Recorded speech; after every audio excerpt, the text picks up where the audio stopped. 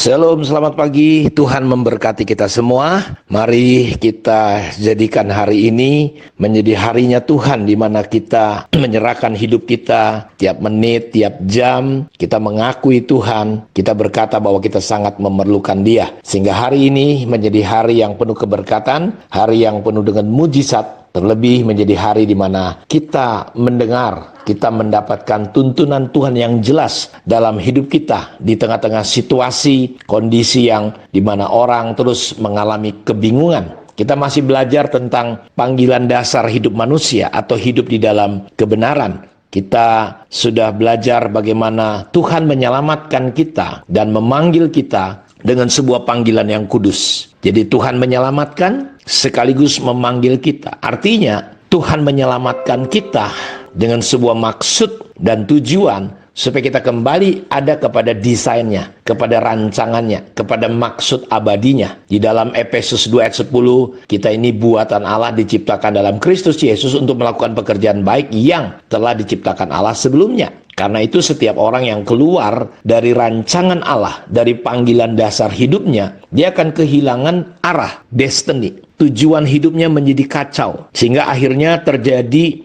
miss, di mana yang harusnya tujuan hidupnya adalah untuk melakukan pekerjaan dan rancangan Tuhan, manusia karena destiny-nya kacau, dia mengejar kekayaan, mengejar jabatan, mengejar pangkat. Itu yang harusnya menjadi kendaraan, alat itu menjadi tujuan. Bahkan orang mati-matian, habis-habisan hanya untuk sesuatu yang sama sekali bukan tujuan Allah.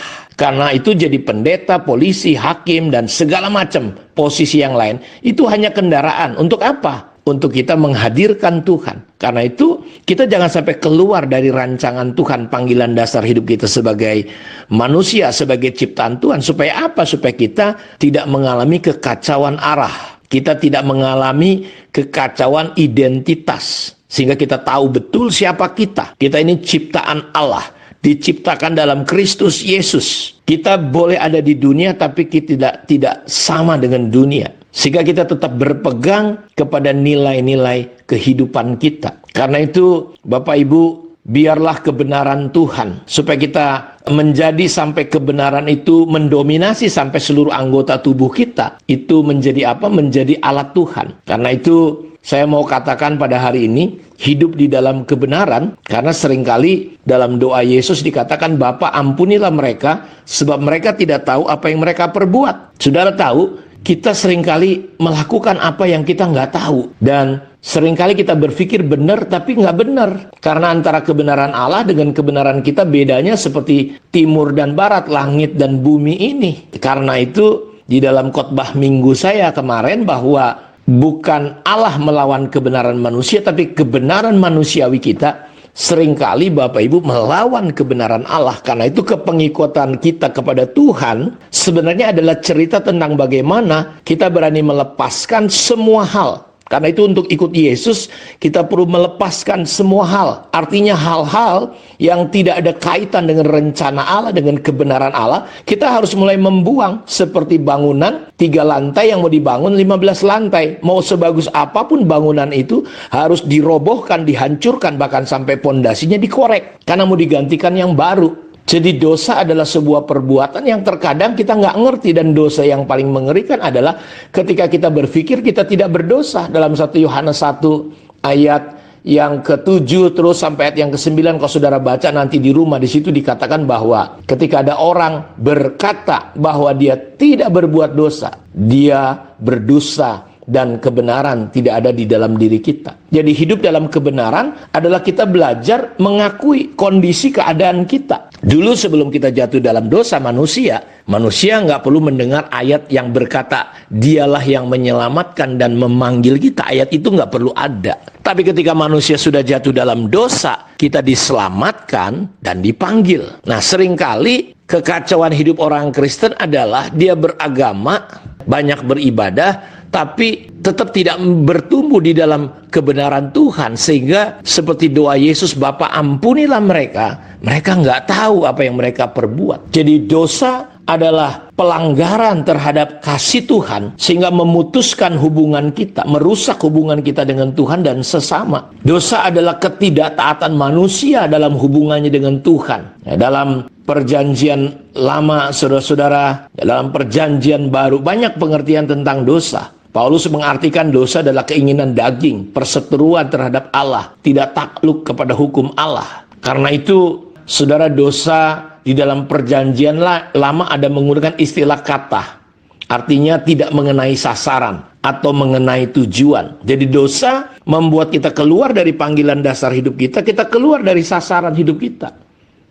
Atau ra, memiliki arti menghentikan atau menghancurkan. Dalam terjemahan yang lain menggunakan kata pasah, memiliki arti pemberontakan. Juga bisa dikatakan pelanggaran. Atau awon, yang artinya mencakup perbuatan salah dan rasa bersalah. Atau sagah, artinya kesalahan atau melakukan penyimpangan. Ya, jadi dalam perjanjian baru, saudaraku, intinya adalah bahwa dosa adalah sebuah tindakan, perbuatan yang nggak bisa ditoleransi oleh Allah sehingga disebut dengan durhaka. Dosa merupakan kerusakan total yang memberi penjelasan bahwa itu terjadinya di dalam. Makanya Yesus berkata kalau di perjanjian lama orang yang berzina dihukum. Tapi ketika kita hanya menginginkan lalu syahwat kita tergerak, kita sudah berzina. Pembunuh misalnya. Tapi kalau kita marah, itu sudah pembunuh sama. Jadi sebenarnya lebih dahsyat. Karena itu kita perlu menemukan panggilan Tuhan dalam hidup kita, yaitu hidup di dalam kebenaran. Dalam Matius 5 ayat 20, jika kebenaranmu tidak melebihi kebenaran orang Farisi dan imam, kamu tidak akan pernah masuk surga. Artinya apa? Artinya bahwa kita seringkali coba menyenangkan Tuhan dengan kebenaran kita sendiri. Padahal kebenaran kita manusia itu cuma seperti kayak kain lara, kain lap, kain kotor, pembalut perempuan. Jadi kita ini, saudaraku, berbuat baik, berbuat benar bukan karena kita benar, tapi Allah membenarkan kita. Allah mengasihi kita lewat kayu salib, kematiannya, kita melakukan kebaikan. Bukan untuk masuk surga, karena Tuhan sudah berbuat baik lewat memberikan Yesus kepada kita. Kita masuk surga dan kita berbuat baik. Jadi konsep agama adalah berbuat baik untuk masuk surga. Kalau kita enggak, kita diselamatkan lalu kita berbuat baik. Nah, ini penting sekali Bapak Ibu untuk kita mengganti. Karena ada begitu banyak halangan yang menghalangi kita untuk hidup dalam rancangannya. Kadangkala kebenaran-kebenaran manusiawi kita yang sudah terbentuk lewat budaya, ajaran, tuntunan-tuntunan arah yang kelihatan baik tapi tidak benar, bukan kebenaran Allah. Sehingga itu menciptakan destiny atau tujuan tersendiri, value, identitas kita yang salah. Karena itu kita perlu datang sama Tuhan, kita perlu dapat pewahyuan, perlu penyingkapan. Kita perlu punya sikap hati yang baik dan benar, kita perlu berdoa dan belajar. Makanya Yesus berkata di Lukas 9 ayat 23, katanya kepada mereka semua, setiap orang yang mau mengikut aku, ia harus menyangkal dirinya, memikul salibnya setiap hari dan mengikut aku. Jadi artinya maksudnya apa? Ketika kita mengikut Tuhan, panggilan Tuhan, hidup dalam dasar hidup kita sebagai manusia, kita harus berani melepaskan semua hal yang tidak datang dari Allah, yang bukan kebenaran Allah, kita harus berani singkirkan. Kiranya Tuhan memberkati kita semua, dan ingat bahwa percaya Yesus adalah sebuah perjalanan di mana kita berhenti mengikuti kebenaran kita, kemauan kita. Ya, walaupun itu menurut kita benar, kita harus berani melepas semua hal yang tidak sesuai dengan tujuan dan nilai identitas hidup kita di hadapan Tuhan. Tuhan memberkati kita semua. Mari kita berdoa. Berkati semua anak-anakmu, biar kami hari ini terus berjalan dalam panggilan dasar hidup kami. Kami hidup seperti yang Kau telah rancangkan, sehingga kami boleh terus bertumbuh di dalam destiny, identitas, dan budaya nilai hidup kami yang benar di hadapan-Mu. Terima kasih Tuhan, kami bersyukur kepadamu.